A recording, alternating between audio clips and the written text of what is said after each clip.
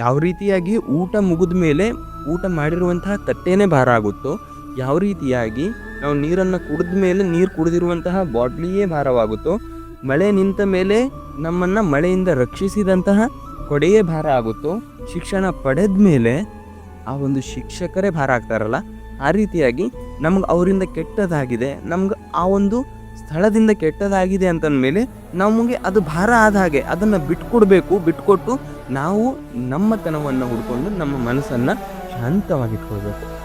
ಈ ಒಂದು ಕತೆ ಬಹಳ ಅಂತಂದರೆ ಬಹಳ ಅರ್ಥಪೂರ್ಣವಾಗಿರುವಂಥದ್ದು. ಯಾವ ರೀತಿ ಅಂತಂದರೆ ನಮ್ಮ ಜೀವನದಲ್ಲಿ ನಾವು ಸುಮ್ಮನೆ ನಮ್ಮ ಒಂದು ಮನಸ್ಸಿಗೆ ಶಾಂತಿಯನ್ನು ಬಿಟ್ಬಿಟ್ಟು ಮತ್ತೊಬ್ಬರ ಸಲುವಾಗಿ ಮತ್ತೊಬ್ಬರು ಏನೋ ಮಾಡಿರುವಂತಹ ಒಂದು ಸಂಗತಿಯನ್ನು ಇಟ್ಕೊಂಡು ಸುಮ್ಮನೆ ನಮ್ಮ ತಲೆಯನ್ನು ಕೆಡಿಸ್ಕೊಳ್ಳುವಂತಹ ಆ ಒಂದು ಆಲೋಚನೆಯಿಂದ ಹೊರಬರಲು ಈ ಒಂದು ಕತೆ ತುಂಬ ಉಪಯೋಗ. ನಮ್ಮ ಮನಸ್ಸಿನ ಬಗ್ಗೆ ಇರುವಂತಹ ಈ ಒಂದು ಕತೆ ಎಷ್ಟೋ ಜನರ ಕಣ್ಣುಗಳನ್ನು ತೆರೆಸಬಹುದು. ಸ್ನೇಹಿತರೆ, ಒಂದು ಸಣ್ಣ ಊರು, ಆ ಒಂದು ಊರಿನಲ್ಲಿ ಬಹಳ ಜನ ಕೃಷಿಕರಾಗಿದ್ದರು, ಸ್ವಲ್ಪ ಜನ ಸರ್ಕಾರಿ ಕೆಲಸಗಳನ್ನು ಮಾಡ್ತಿದ್ರು. ಆ ಊರಲ್ಲಿ ಯಾವುದೇ ರೀತಿಯಾದಂತಹ ಜಗಳಗಳಿದ್ದಿರಲಿಲ್ಲ, ತರಲೆ ತಾಪತ್ರೆ ಯಾವುದೂ ಇದ್ದಿರಲಿಲ್ಲ. ಶಾಂತಿಯಿಂದ ಆ ಒಂದು ಊರಿನ ಜನರೆಲ್ಲ ಅವರವರ ಸಂಸಾರವನ್ನು ಮಾಡಿಕೊಂಡು ಚೆನ್ನಾಗಿ ಇದ್ದಿದ್ರು.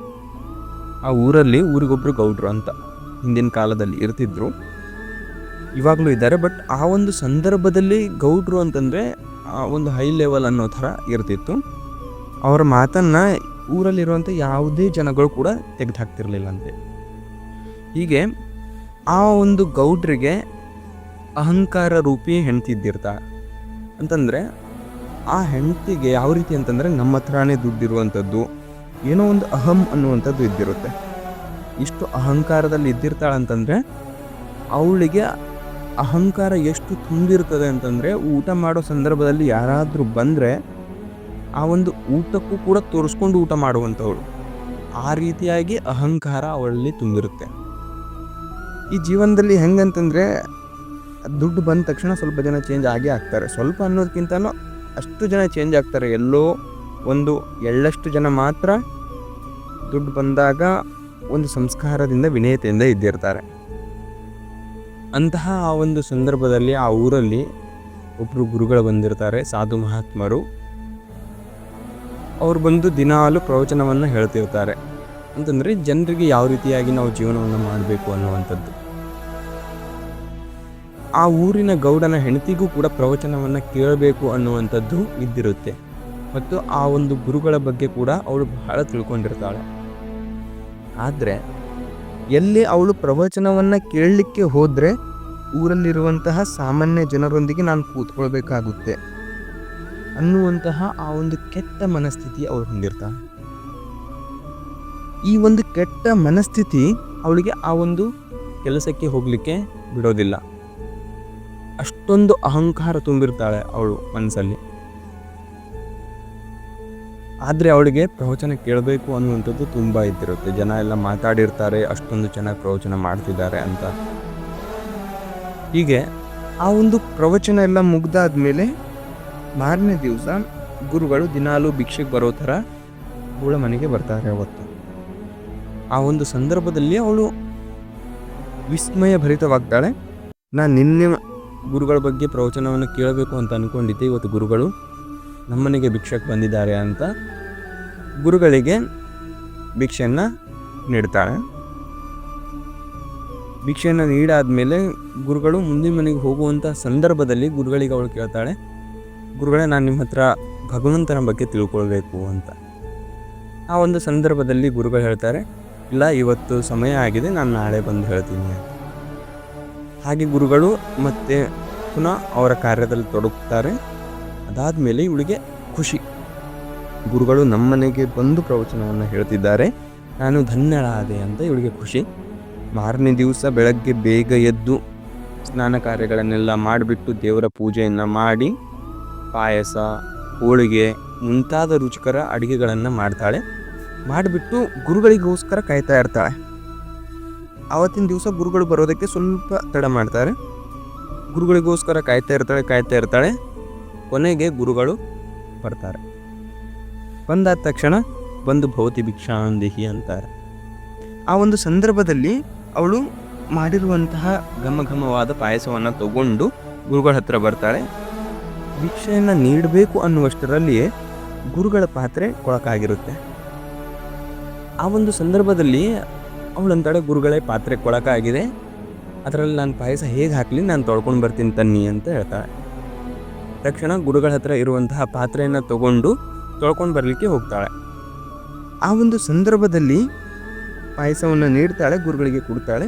ಗುರುಗಳು ಮುಂದೆ ಮನೆ ಕಡೆ ಹೋಗೋ ಥರ ಮಾಡ್ತಾರೆ. ಆ ಒಂದು ಸಂದರ್ಭದಲ್ಲಿ ಅವಳು ಪುನಃ ಗುರುಗಳಿಗೆ ಕೇಳ್ತಾಳೆ, ಗುರುಗಳೇ ನೀವು ನಿನ್ನೆ ನನಗೆ ಇವತ್ತು ಬಂದು ಭಗವಂತನ ಬಗ್ಗೆ ಹೇಳ್ತೀನಿ ಅಂತ ಹೇಳಿದ್ರಿ ಅಂತ. ಆ ಒಂದು ಸಂದರ್ಭದಲ್ಲಿ ಗುರುಗಳು ಹೇಳ್ತಾರೆ, ನಾನು ಹೇಳ್ದನಲ್ಲ ಅಂತ. ಅವಳು ಆಶ್ಚರ್ಯಚಕಿತಳಾಗ್ತಾ. ಇಲ್ಲೇ ಇರುವಂತಹದ್ದು ನಮ್ಮ ಜೀವನಕ್ಕೂ ಮತ್ತು ಈ ಒಂದು ಕಥೆಗೂ ಸಂಬಂಧ ಇರುವಂತಹ ಸೂಕ್ಷ್ಮತೆ. ಗುರುಗಳು ಹೇಳ್ತಾರೆ, ನಾನು ಹೇಳಿದೆ ಅಂತ. ಅವಳು ಹೇಳ್ತಾಳೆ, ಎಂತ ಹೇಳಿದ್ರಿ, ನಂಗೇನು ಗೊತ್ತಾಗ್ಲಿಲ್ಲ ಅಂತ. ಆ ಒಂದು ಸಂದರ್ಭದಲ್ಲಿ ಗುರುಗಳು ಬಹು ಸುಂದರವಾಗಿ ಹೇಳ್ತಾರೆ, ನಾನು ಕೊಳಕು ಪಾತ್ರೆಯನ್ನು ತಂದಾಗ ಅದ್ರ ಒಳಗಡೆ ನೀನೇನು ಹೇಳಿದೆ, ಪಾಯಸವನ್ನು ಹಾಕ್ಲಿಕ್ಕೆ ಆಗಲ್ಲ ಅಂತ ಯಾವ ರೀತಿಯಾಗಿ ಹೇಳಿದೆ ಅಲ್ಲ, ಅದೇ ರೀತಿ ನಿನ್ನ ಮನಸ್ಸಲ್ಲಿ ಅಶುದ್ಧತೆಯನ್ನು ನೀನು ತುಂಬಿಕೊಂಡಾಗ, ನಿನ್ನ ಮನಸ್ಸಲ್ಲಿ ಕೆಟ್ಟ ಕೆಟ್ಟ ವಿಚಾರಗಳನ್ನು ನೀನು ತುಂಬಿಕೊಂಡಾಗ ನಾನು ಕೂಡ ನಿನಗೆ ಭಗವಂತನ ಬಗ್ಗೆ ಹೇಳಲಿಕ್ಕೆ ಆಗೋದಿಲ್ಲ, ನಾನು ಕೂಡ ನಿನ್ನನ್ನು ಶುದ್ಧ ಮಾಡಲಿಕ್ಕೆ ಆಗೋದಿಲ್ಲ ಅಂತಂದರೆ, ಈ ಒಂದು ಕಥೆಯ ತಾತ್ಪರ್ಯ, ಈ ಒಂದು ಕಥೆಯ ಮಾರಲ್ ಏನಪ್ಪ ಅಂತಂದರೆ, ಯಾರೋ ಒಬ್ಬರು ನಮಗೆ ಏನೋ ಒಂದು ಕೆಟ್ಟದನ್ನು ಮಾಡಿದ್ದಾರೆ ಅಂತ ತಿಳ್ಕೊಳ್ಳಿ.